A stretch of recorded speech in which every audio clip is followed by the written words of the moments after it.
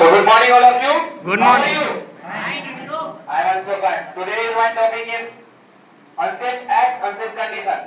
जानते हैं unsafe act क्या होता है, अनसेफ कंडीशन क्या होता है? वर्क प्लेस पे worker rules and regulation follow नहीं करते हैं तो उसे हम अनसेफ एक्ट में डालते हैं। अब बात करते हैं अनसेफ कंडीशन। वर्कर साइट पे वर्क कर रहा है, उसे पता है कि हैजार्डियस सिचुएशन बना हुआ है वर्क प्लेस पे, उसमें काम कर रहे हैं तो उसे हम अनसेफ कंडीशन में डालते हैं। इसके प्रति हमारा उद्देश्य क्या होना चाहिए?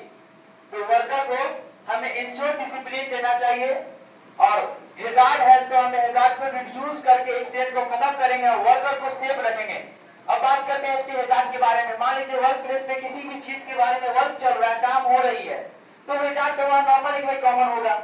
उसमें सबसे कॉमन हैजार्ड में आता है house play, bad housekeeping, human behaviour और ह्यूमन बिहेवियर हो गया। अब बात करते हैं इसके प्रिकॉशन के बारे में। मान लीजिए कि कोई वर्कर टीबीटी नहीं लिए हुए तो उसको टीबीटी देना, यूज पीपी नहीं कर रहे हैं वर्क प्लेस पे तो यूज पीपी करना, अगर नहीं यूज पीपी कर रहे हैं तो उसे हम वर्क प्लेस पे अलाउ नहीं करेंगे। जैसे मान लीजिए कि ये स्काफोल्डिंग है, मान लीजिए कि ये डैमेज है तो इसको हम चढ़ने देंगे, वर्कर को नहीं चढ़ने देंगे क्योंकि वो अगर मान लीजिए कि इसको चल रहे हैं वर्क एंड हाइट का काम चल रहा है, वो फुल बॉडी हार्नेस का यूज नहीं कर रहे तो मान लीजिए कि इसमें से गिर जाएंगे, चांस इंजरी होने का, डैमेज हो जाएगी, उनका डेथ भी हो सकता है।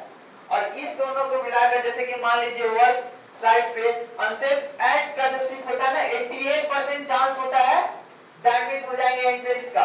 अब 10% जो होता है ना वो होता है अनसेफ कंडीशन।